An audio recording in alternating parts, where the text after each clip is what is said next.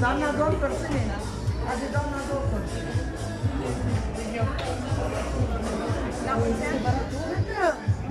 Ai venit?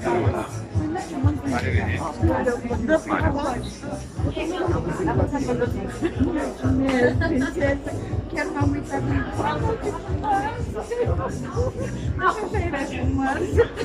Marius, e sora mea. Da? Ok. Onde, Florin? Florin, ia loc acolo, uite.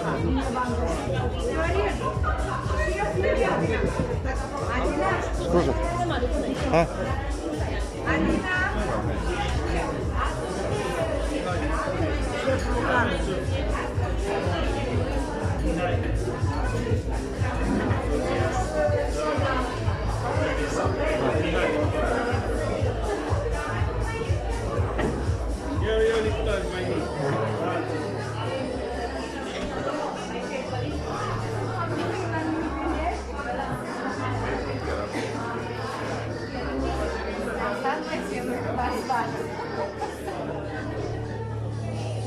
Scuze.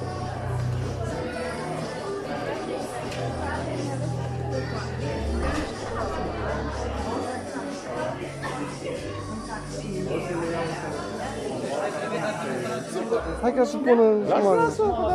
Nu ne grăbim, n-am grabă.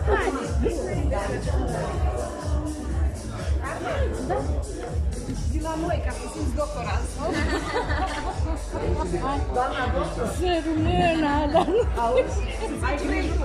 Bine, mersi frumos. Adina, mulțumesc. Ai auzit? Ai venit cum tratezi, doamna doctor. Păi hai să ai jos, stai acolo. Știi cum e? Pacient operat și mulți operații reușite, pacient mort. Pica! Hai să ai jos. Hai să ai jos. Hai liniștit. Așteaptă.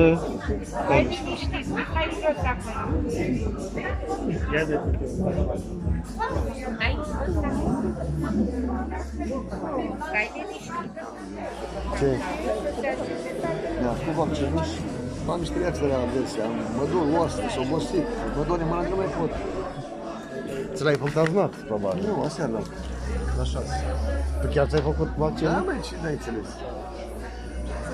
Dar de ce? Care erai hop, că nu se face, că nu e, că... Ce, eu de vaccin am zis? Eu am zis de coronavirus, nu de vaccin. Și L-am vaccin... făcut când te pașaportul ăla. Pentru asta l-am făcut de vaccin. Și nu se poate, nu se găsesc nici false, nici false, nimeni. Deci eu sunt programat luna asta să fac și eu.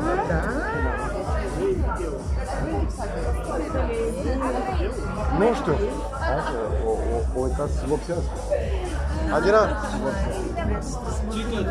O dezvoltați blondă. Adina avem și vopsea doar.